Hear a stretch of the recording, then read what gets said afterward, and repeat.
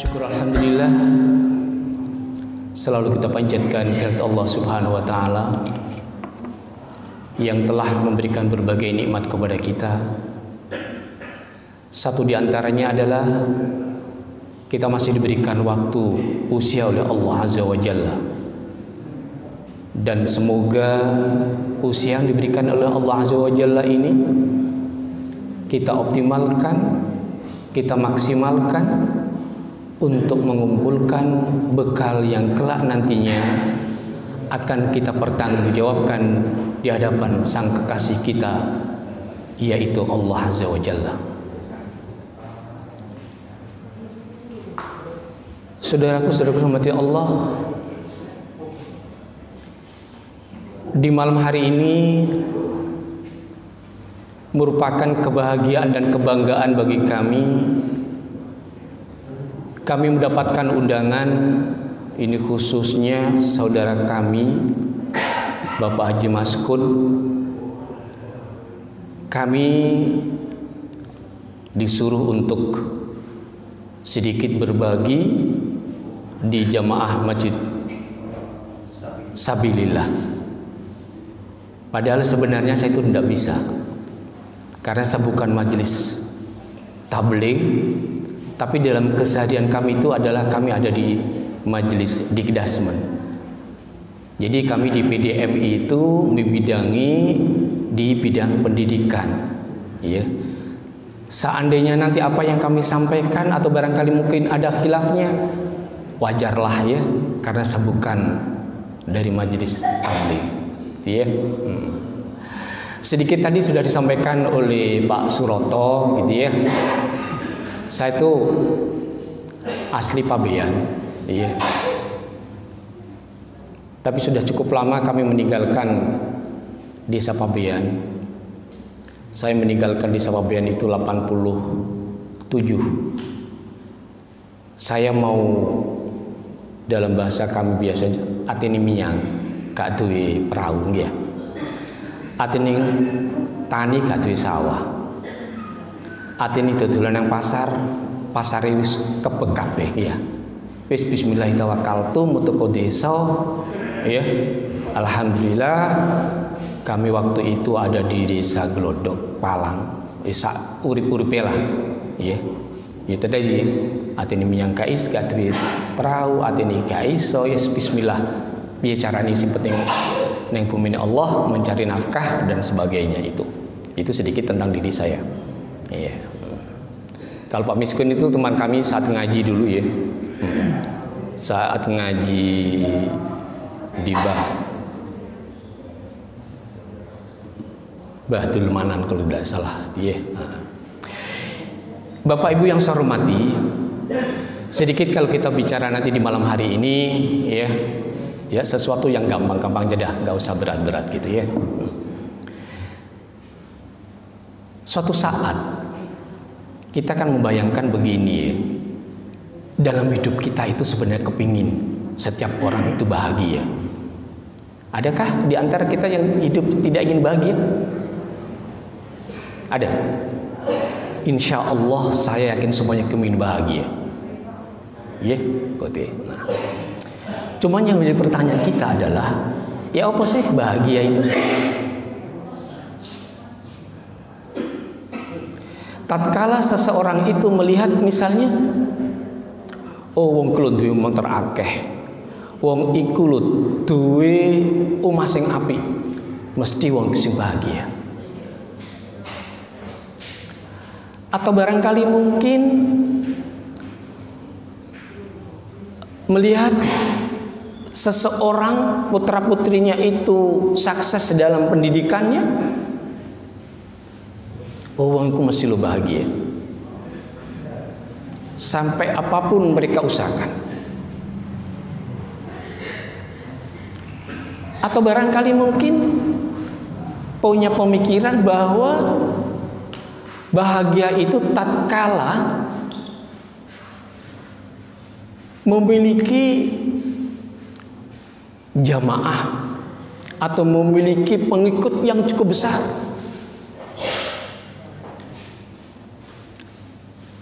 Ibu bapak yang saya hormati, Kalau kita bicara tentang bahagia, konsep bahagia itu adalah sebenarnya tergantung daripada pola pikir yang ada di dalam diri kita masing-masing. Atau bahasa kerennya itu tergantung dari mindset yang terbangun di dalam otak kita.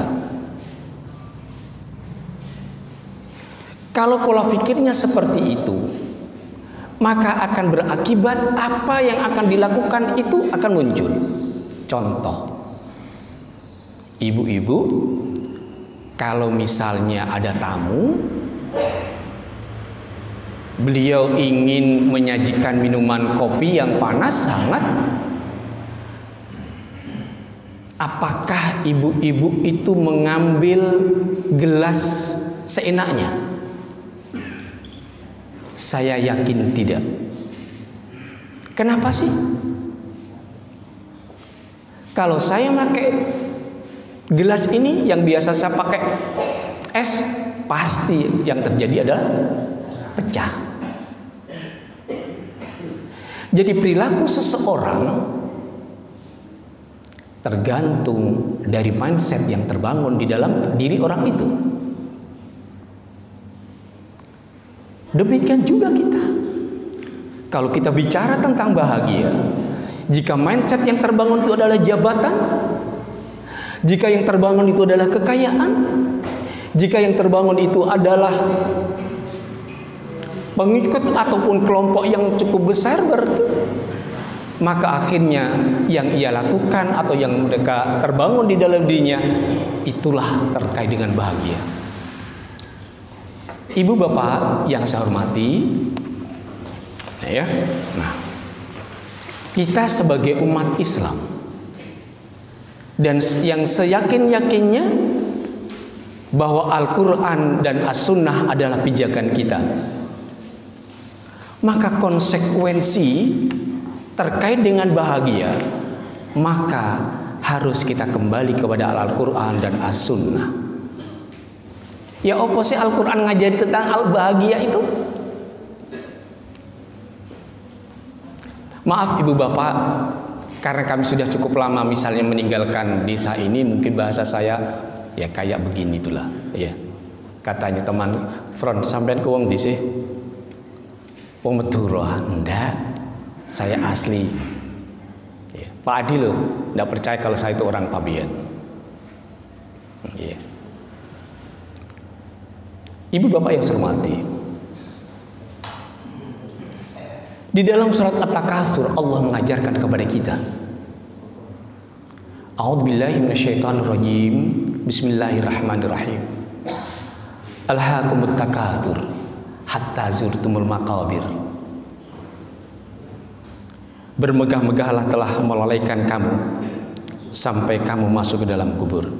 Ibu bapak yang saya hormati, jika mindset yang terbangun itu adalah terkait dengan kekayaan, terkait dengan jabatan, ya, maka akhirnya kita itu akan terlena dengan kekayaan yang kita milikinya. Coba sederhana aja dah. Begitu kita punya mobil satu, besok kita berusaha untuk memiliki mobil dua. Mobil dua besok kita berusaha untuk mencari mobil berikutnya dan sebagainya. Demikian juga jabatan, tahta dan sebagainya. Dan akhirnya kita itu lupa terkait dengan apa yang harus kita siapkan besok.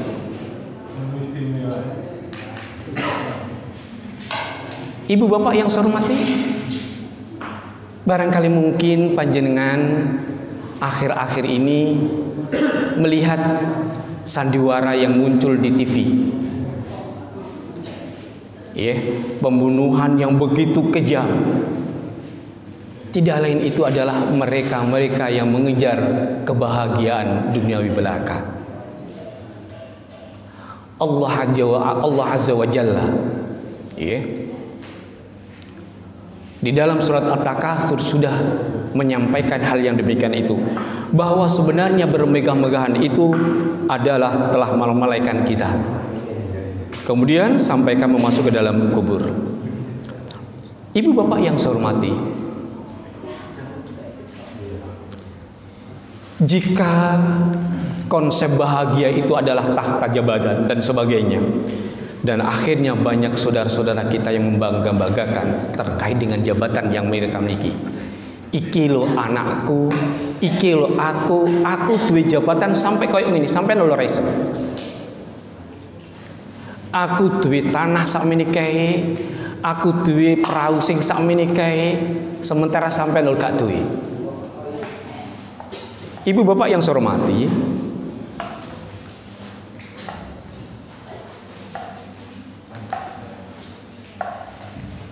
jika itu yang akan terbangun di dalam diri kita, maka berarti kita belum, ya, sekali lagi kita percaya katanya Al-Quran itu adalah firman Allah.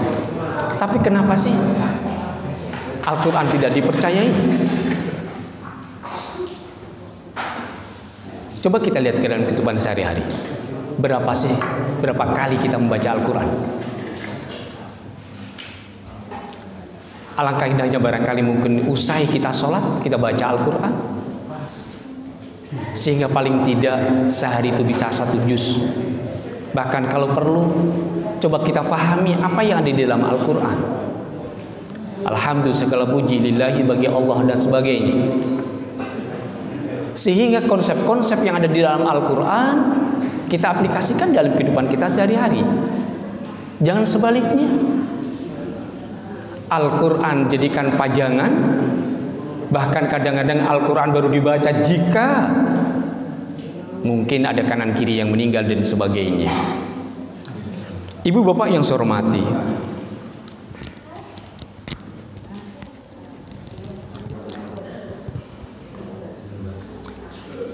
ada salah satu lagi di dalam surat Al-Kahfi Allah berfirman, A'udzu billahi minasyaitonir rajim, bismillahirrahmanirrahim.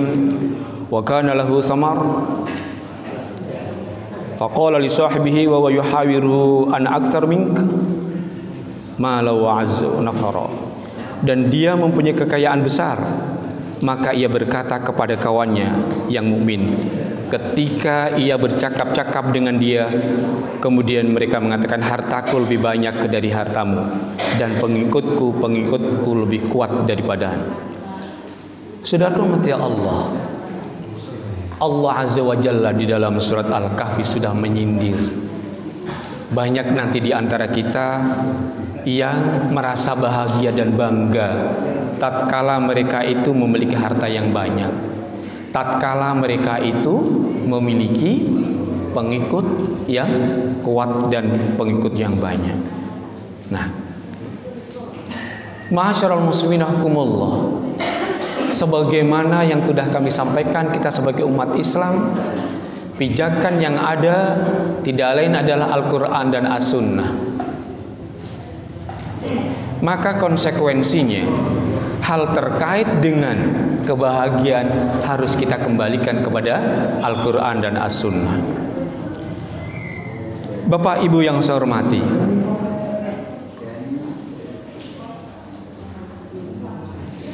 jika seseorang kebahagiaan itu yang muncul adalah dari kekayaan dan jabatan, tahta dan sebagainya, maka yang akan terjadi adalah bahwa kekayaan, jabatan, tahta itu tidak menjamin terkait dengan apa yang nanti kita dapatkan saat kelak ketemu dengan Sang Khalik. Bahkan yang muncul adalah kekecewaan belaka. Yang muncul adalah kesenangan yang sifatnya semu. Bukankah Allah Azza wa Jalla di dalam surat Al-Humazah mengajarkan kepada kita, A'udzu billahi minasyaitonir rajim, bismillahirrahmanirrahim. Wailul likulli humazatil lumazah alladzi jama'a malahu wa 'addadah yahsabu anna malahu ahladah kalla la yumbadanna fil hatamah. Kecelakaanlah bagi setiap 4 lagi pencela, yaitu mengumpulkan harta dan menghitung-hitungnya, dan dia mengira bahwa hartanya itu dapat mengekalkannya. Sekali-kali tidak, dan sesungguhnya dia itu benar-benar akan dilemparkan ke dalam hutamah. Ma'asyiral muslimin rahimakumullah. Apabila kebahagiaan itu ukurannya adalah sesuatu yang sifatnya duniawi, maka pasti yang ada di dalam dunia ini yang memiliki kekayaan itu tidaklah banyak. Coba kita lihat, berapa sih di Tambak Boyo ini, di Jedes ini yang barangkali memiliki kekayaan yang melimpah? Paling bisa kita hitung dengan jari jemari kita. Berapa sih yang memiliki perahu cukup banyak? Berapa sih yang memiliki kol cukup banyak?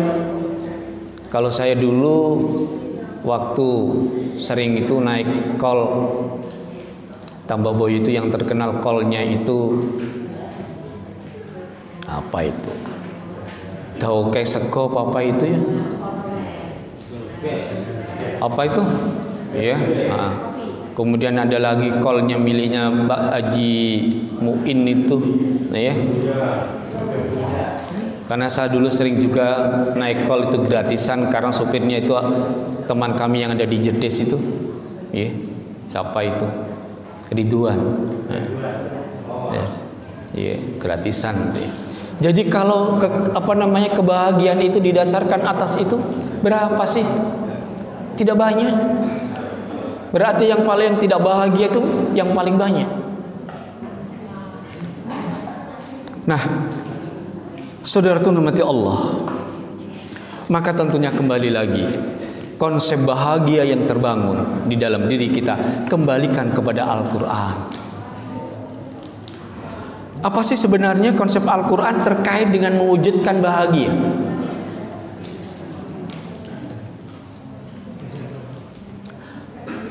Di dalam surat Al-A'la Allah berfirman, A'udzubillahi minasyaitonirrajim. Bismillahirrahmanirrahim. Qad aflaha man tazakka wa dzakara isma rabbih fasalla. Itu adalah konsep untuk mencapai bahagia yang didasarkan atas Al-Quran, bukan bahagia didasarkan atas konsep mindset yang terbangun di dalam diri kita. Nah, ibu bapak yang saya hormati, saya yakin dengan seyakin-yakinnya tidak ada kita yang tidak ingin bahagia. Tetapi sekali lagi, yang kita dapatkan adalah bahagia yang hakiki, bukan bahagia yang semu.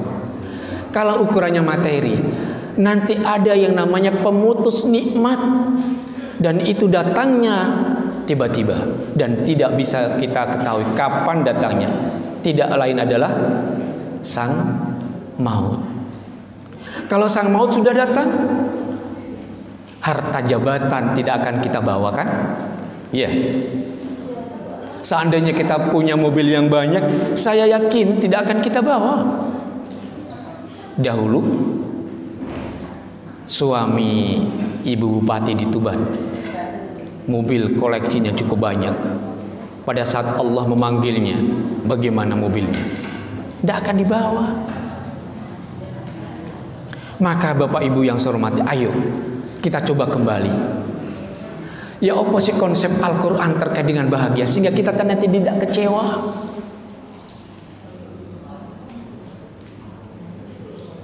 Qad aflaha man tazakka wa dzakara isma rabbih fasalla. Itu yang harus kita pegang. Saudaraku mati Allah, sesungguhnya beruntunglah, sesungguhnya berbahagialah orang-orang yang membersihkan, orang-orang yang mensucikan dirinya, dan dia ingat akan asma Allah, lalu dia melakukan sholat. Saudara hormati Allah, kalau kita perhatikan firman Allah yang ada di dalam surat Al-A'la tersebut, untuk mencapai bahagia ada 3 hal yang harus kita lakukan. Yang pertama adalah qad aflaha man tazakka.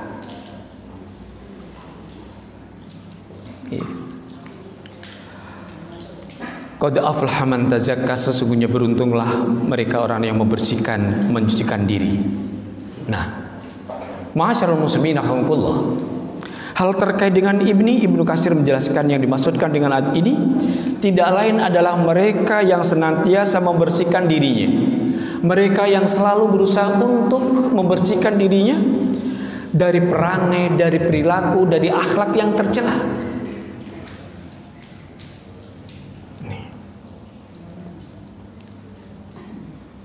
Jadi yang pertama adalah mereka-mereka yang membersihkan dirinya dari sikap perilaku buruk, dari sikap perilaku yang tercela.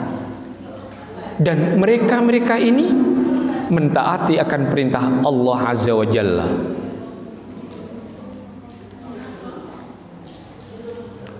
Ma'asyiral muslimin rahimakumullah. Cobalah sedikit ilustrasi kami sederhana. Lantai ini, ya, walaupun toh tiap hari dibersihkan, dipel, besok kira-kira kotor lagi nggak? Insya Allah kotor, ya kan? Akhirnya kita bersihkan lagi kan? Kita pel, ya. Demikian juga kaca. Coba 1 pekan aja dah nggak dibersihkan, gimana? Pasti kotor. Kalau kotor, agar kembali lagi cermin indah, agar lantai ini bersih lagi, kita bersihkan. Demikian juga ibu bapak yang saya hormati, kita itu dalam kondisi hidup yang seperti ini, problematika itu pasti akan ada. Maka tentunya itulah diantaranya perilaku akan memunculkan sikap perilaku kita yang tercela. Akhlak yang bukan akhlakul karimah tetapi akhlakul madmumah. Kami masih ingat ibu bapak yang saya hormati, pada saat saya masih SMA, saya diajak membantu jualan di pasar. Ya. Tonggo kanan kiri kita itu laris. Saya masih ingat. Ada penjual di depan kami, orang itu membeli kain. Mah, kain 1 meter. Nah, ya, itu das. Suatu saat orang ini kembali lagi, mah cari itu penjahitnya loh. Gak 1 meter. Lah mau ingin sampean ukur gak 1 meter sih, sampai gak tonton, keker ya. Hati kita itu loh, aku nek melok iku cepet laris, nek aku gak melok-melok gak laris. Akhirnya muncul macam-macam kan perasaan kita itu, suudzon dan sebagainya. Demikian juga tetangga kita, saya masih ingat yang namanya jari. Tahu nggih jari nggih? Sewek itu ya. Nah, itu loh paling dawa, paling panjang, ndak lebih dari 2 udeng setengah atau 3 udeng setengah. Istilahnya dulu kan udeng ya, kalau nggak salah. Atau sekarang itu ikat. Tapi tonggoku niki anu lek 3 udeng setengah. Nah, akhirnya ya gitu ya laris, regane murah untuk sakmono.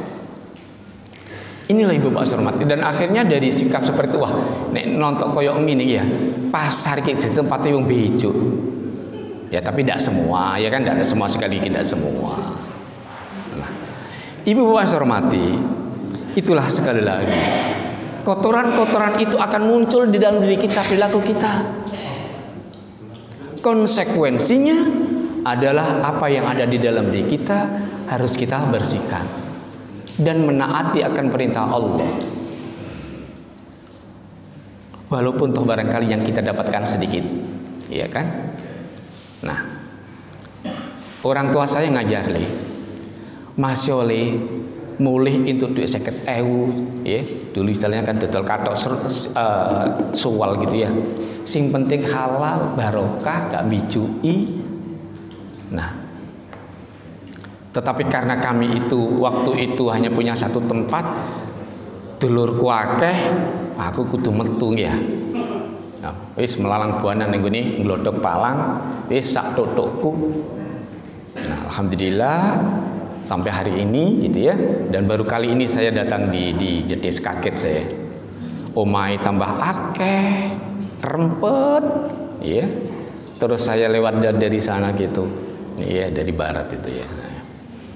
Ibu bapak yang saya hormati, jadi sekali lagi hati kita ini menjadi kotor karena sekali lagi perilaku yang kita lakukan.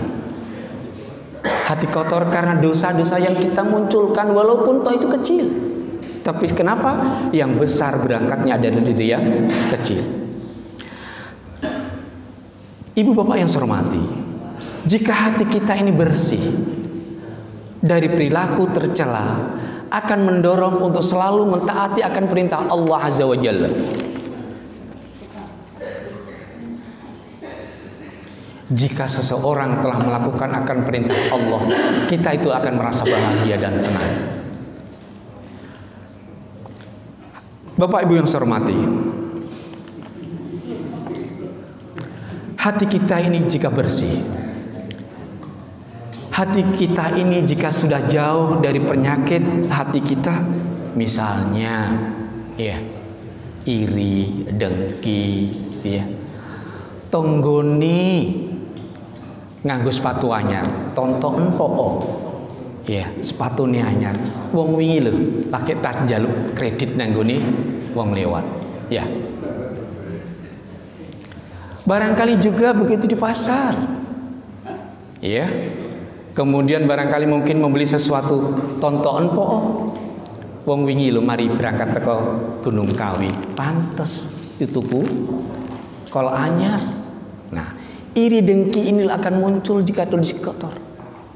Maka konsekuensinya harus kita bersihkan. Jika sudah bersih, insya Allah hati yang seperti ini akan mendorong untuk berbuat sebagaimana ketentuan Allah Azza wa Jalla. Dan orang-orang yang demikian ini, mereka itu tidak akan terasa tertekan, akan bebas, karena semua itu adalah milik Allah Azza wa Jalla. Ibu bapak yang saya hormati, kalau boleh saya cerita, hari ini anak kami itu masih dalam pendidikan semuanya. Sementara saya, mohon maaf, orang mergawi. Terus ya apa? Saya pernah gini, terus ya apa anakmu meneh? Iso sampean dikolahan. Tapi saya percaya ada Allah. Iya, ada Allah. Ibu bapak saya hormati, anak saya kemarin yang kecil, bah, aku loh kepingin bah, rasani pizza iki ya apa sih rek? Ngono tanah, Pak Eka mergawe sih rek, ya apa iki? Tapi ternyata alhamdulillah atas izin Allah, qudratullah, ya, saya dapat istilahnya itu kalau saya mengatakan ini, dapat ngamen tanggapannya bukan tanggapan apa namanya itu, orkes. Tanggapannya itu adalah kami disuruh memberikan materi hal terkait dengan bagaimana cara membuat media pembelajaran dari barang bekas. Yeah. Tanggapan kami itu ngoceh ngomong, yeah, sekitar 1-2 jaman. Alhamdulillah kami dapat, ya ora honor lah, transport. Alhamdulillah nak, apa punya uang? Ayo, itulah ibu pasar mati kalau kita percaya kepada Allah. Yeah. Itu realita. Dan alhamdulillah ibu pasar mati, dalam kondisi vakum ini Allah masih memberikan kesempatan ke kami. Kami kemarin dipanggil oleh Pak siapa namanya itu, Pak Sofa, Ketua PDM Front, ada tugas. Kenapa sih Pak? Ikut seleksi Basnas. Iya, Basnas, ikut seleksi Basnas. Saya mikir, wong aku lho guru biologi ya, tahu biologi, guru IPA, kok tidak babakan Basnas. Nah, akhirnya belajar, ya belajar. Saya tanya Pak Muhasum, sampai duwe buku ini ta? Gitu ya. Atene apa sampean? Wis talah aku silai po. Kan Pak Muhasum itu guru agama. Pinjam bisa baca. Kan di situ ada tes ya, tes tulis, tes wawancara. Alhamdulillah tes dokumentasi lolos. Karena saya membawa nama Muhammadiyah. Elek-elek Muhammadiyah. Maksudnya papian dhisik gak kenal Muhammadiyah ya. Tes. Alhamdulillah. Kemudian tulis wawancara lulus dari 10 orang itu. Kemudian berikutnya tes wawancara dari Basnas Provinsi dan Basnas Pusat. Dari 10 itu akan direkrut hanya 5 orang. Nah, iya. Alhamdulillah tadi pagi kami dipanggil di Setda. Dinyatakan bahwa alhamdulillah saudara layak untuk ini. Dan itu kan sesuatu tidak pernah kita minta. Saya nanti insya Allah mungkin pada Januari dapat amanah di Didaksmen juga di Basnas. Itu. Nah, ini kan sekali lagi itu dari semuanya dari Allah. Kita tidak pernah. Jadi kita kembalikan kepada Allah Azza wa Jalla. Dan yang pertama, Ibu Mas hormati, jika orang itu dalam kondisi hatinya bersih, hati kita tuh enak, tidak tertekan. Ya. Tidak perlu kita harus misalnya ini dan sebagainya. Pastilah ada akan jalan keluarnya. Kemudian yang berikutnya tadi adalah orang yang dalam kondisi bersih hatinya akan berusaha untuk mengikuti, mentaati akan perintah Allah Azza wa Jalla. Contoh sederhana. Tadi tonggone dodolan jarik bejo, ya. Sementara awak dhewe gak bejo. Secara materi, secara finansial yang kita dapatkan lebih sedikit kan? Tetapi kita itu enak orang ono sing misui. Begitu pagi 2 hari berikutnya, mah jari ini 1 meter, jari penjahit itu lo tak ukur jari kanan 1 meter ya apa sampean ini? Nah, kikir kan? Ini ya. Demikian juga iri dengki, ya. Nah, Ibu Mas hormati, kemudian yang kedua adalah yang harus kita bangun adalah wadhakaros marabbih. Sebagai umat Islam yang berpedoman pada Al-Quran dan As-Sunnah, konsekuensinya untuk mencapai bahagia adalah selalu akan ingat akan Allah. Tidak hanya sekedar zikiran terus. Oke lah kita zikir, tetapi konsekuensinya zikir itu adalah kita aplikasikan dalam kehidupan kita sehari-hari. Jika orang yang demikian itu, ma'asyiral muslimin rahimakumullah, jika konsep zikir terbangun, maka yang ada di dalam dirinya yang terbangun adalah Allah selalu melihat kita, Allah selalu memantau kita.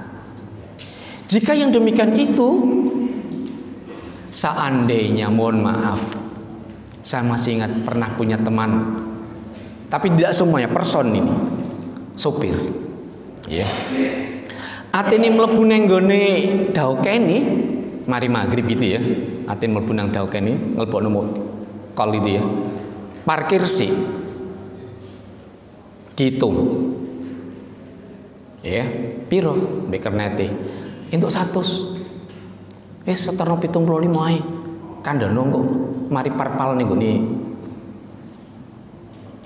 Jati Peteng. Nah, Ibu Bapak yang saya hormati, jika itu di dalam dirinya terbangun zikrullah, pasti tidak akan dilakukan karena Allah melihat kita. Sama dengan barangkali mungkin di antara teman kita jualan ikan misalnya, kira lek selawe kain tuh 15. Lah wong lagi mau dinya apa jenenge 20 gak tak entuk sampean padahal lho gak ono sing ngenyang 20.000. Iya. Ada kan kayak gitu? Tidak sedikit.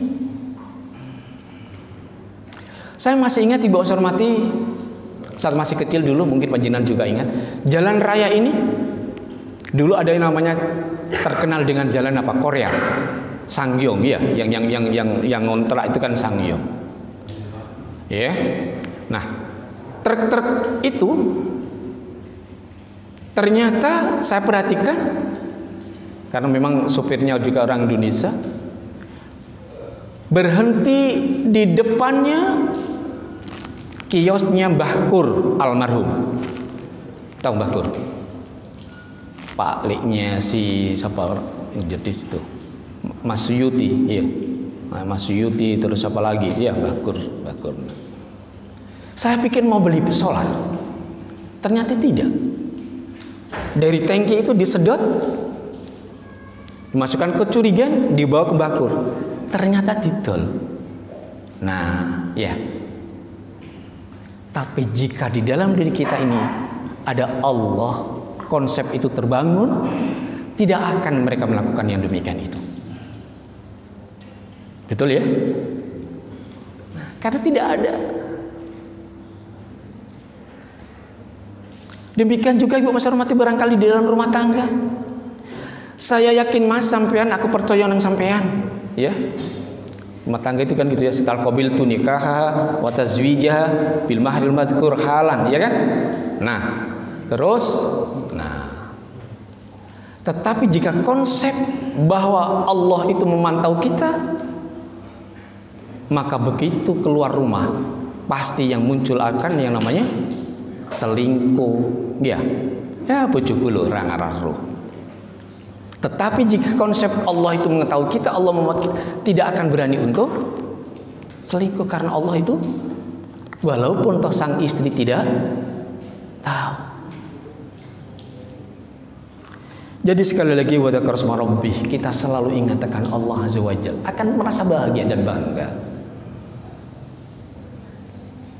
Ma'asyiral muslimin rahimakumullah. Kasus-kasus yang muncul korupsi, ya kan? Yaitu tadi karena tidak ada di dalam diri, walaupun namanya haji, walaupun namanya berbau Islam, tetapi sekali lagi dia tidak ingat akan Allah. Rego 23 selawewu misalnya, tuku barang 20 ditulis selikur misalnya. Ini adalah bentuk-bentuk yang demikian itu.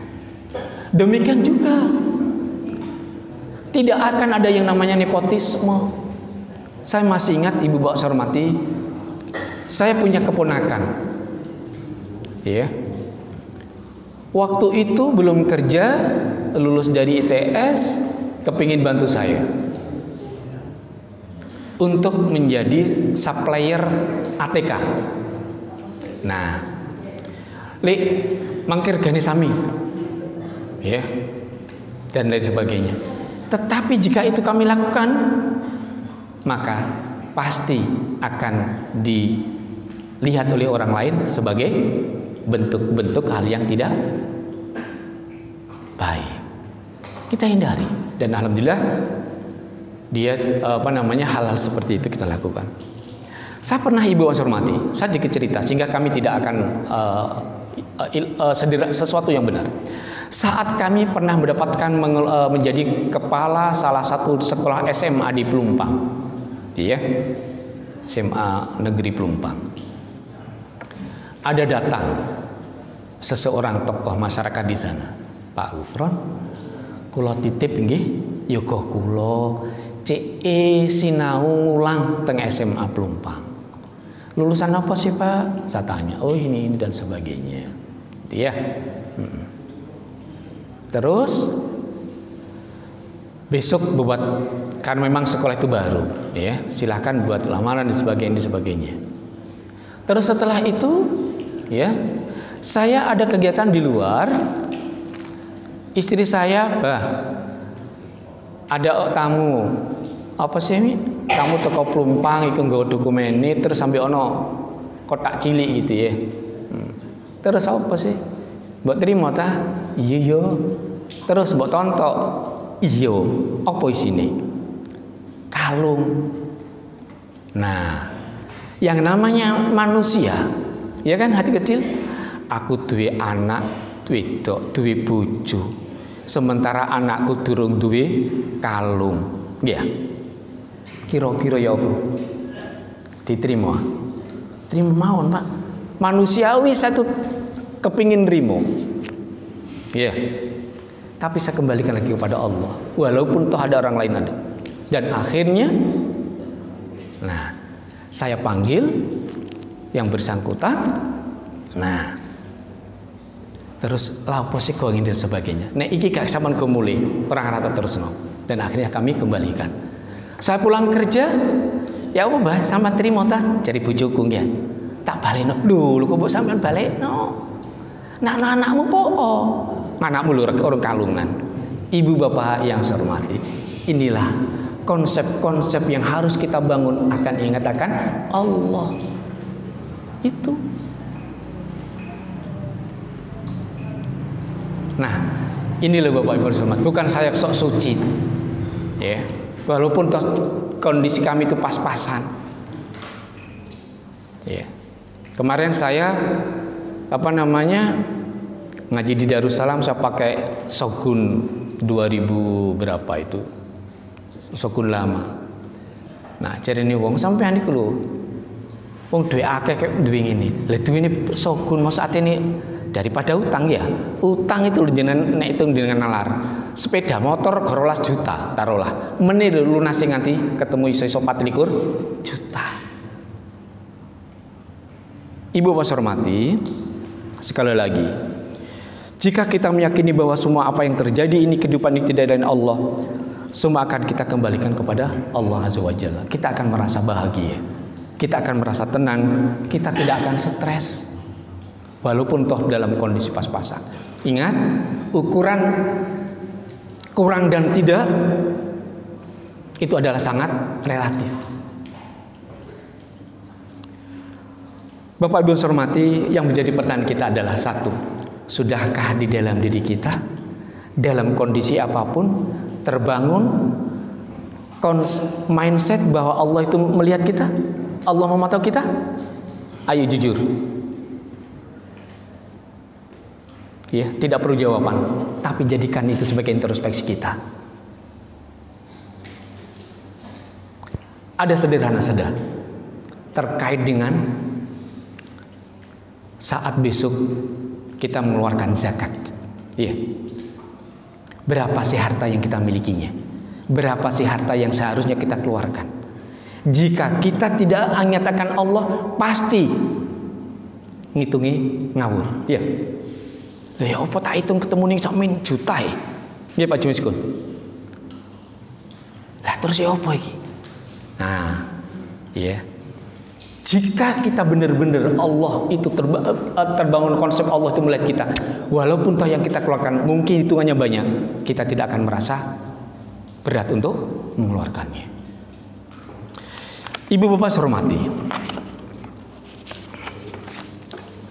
jika kita selalu mengatakan Allah, yang muncul atau yang mungkin yang terjadi adalah akan semakin semakin meningkatkan keimanan kita kepada Allah Azza wa Jalla. Kenapa demikian? Bukankah Allah Azza wa Jalla di dalam surat Al-Anfal ayat 2 mengajarkan kepada kita, A'udzubillahi minasyaitonirrajim, bismillahirrahmanirrahim, innamal mu'minuna alladzina idza dzikrallahu wajilat qulubuhum wa idza tuliyat 'alaihim ayatu zadatuhum imanan wa 'ala rabbihim yatawakkalun. Sesungguhnya orang-orang yang beriman itu adalah mereka apabila disebut nama Allah maka gemetarlah hati mereka, dan apabila dibacakan mereka akan ayat Allah maka bertambah iman kepada mereka, dan kepada Tuhan mula mereka bertawakal.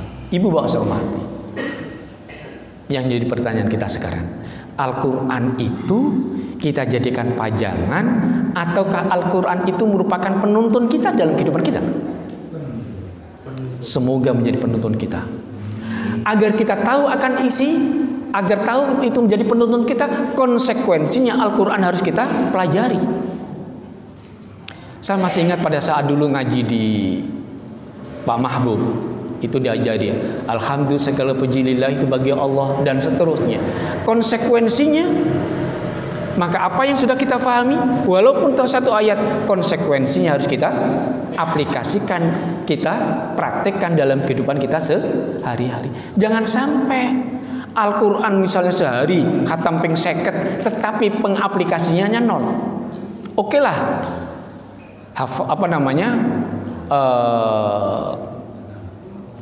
khatam sakmini sedina ping 50 taruhlah. Kalau perlu ditambahi, kita aplikasikan dalam kehidupan kita sehari-hari. Ini. Tapi realita Ibu Mas hormati di Indonesia pada umumnya, Al-Quran itu hanya digunakan pada saat apa?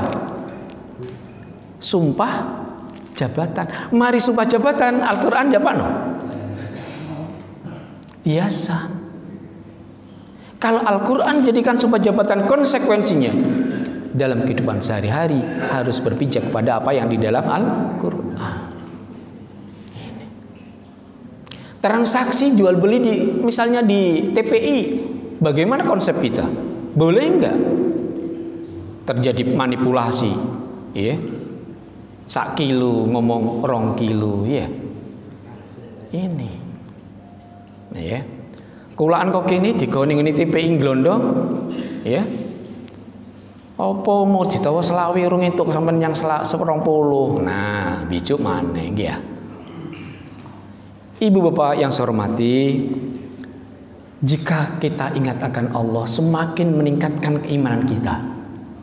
Kemudian jika iman itu muncul, maka akan sekali lagi pada saat Al-Quran dibacakan, maka bergetarlah dan bertambahlah iman seseorang. Nah itu. Ibu bapak yang saya hormati, yang ketiga, akan kita menjadi bahagia adalah konsep yang ketiga yang kita bangun adalah fasolli. Lakukan, laksanakan dalam kondisi apapun terkait dengan sholat.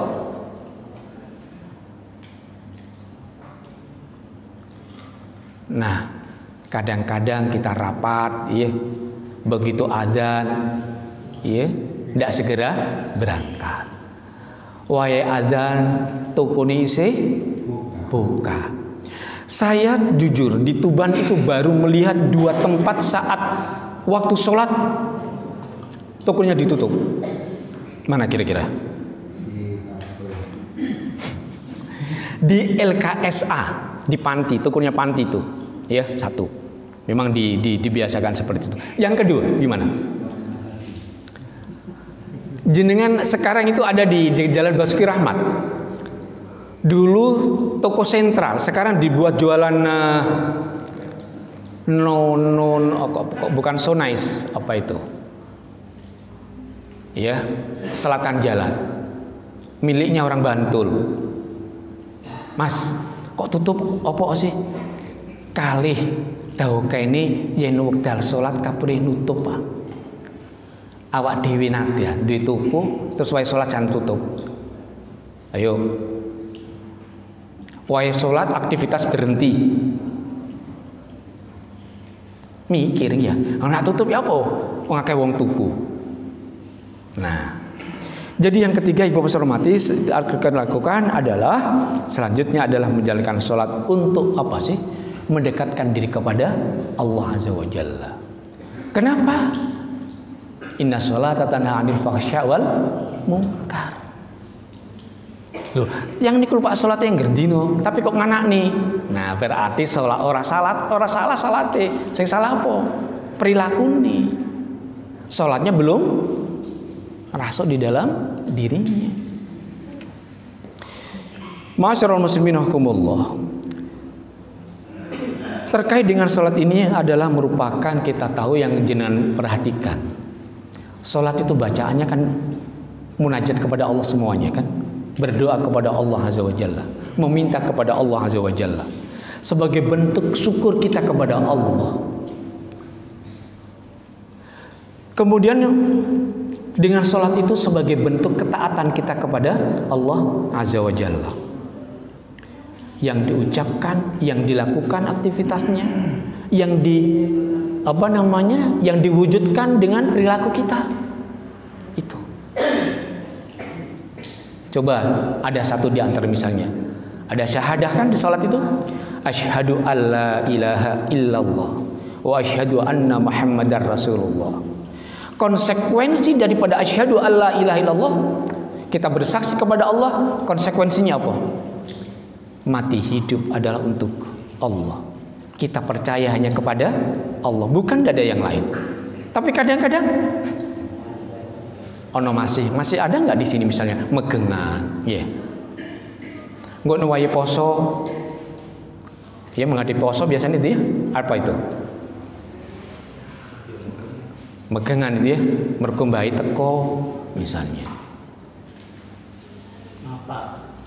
Apa? Mapak dan lain sebagainya.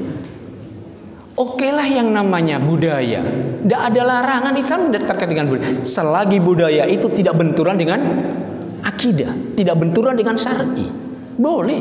Tapi sekarang itu Bapak hormati, untuk mengejar ini dan sebagainya. Kemarin ada festival apa itu kan ya?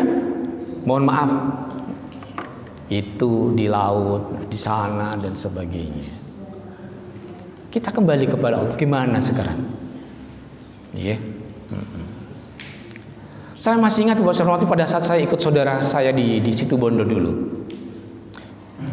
Karena saudara saya itu kerja di pabrik gula. Saat mau giling, ya, itu pasti ada yang namanya kepala kerbau. Kerbau dipotong, kepalanya ditempatkan di kain putih, kemudian ditempatkan di di dekat pabrik. Harapannya apa? Biar nanti pada saat masa giling karyawan dan sebagainya dalam kondisi sehat dan sebagainya lah. Ini Bapak hormati, ya. Seandainya misalnya panjenengan menjadi pemimpin, maka harus pemimpin yang harus dibangun di dalam Al-Quran dan As-Sunnah. Jangan sampai menjadi pemimpin tetapi berbenturan dengan apa yang ada di dalam Al-Quran dan As-Sunnah.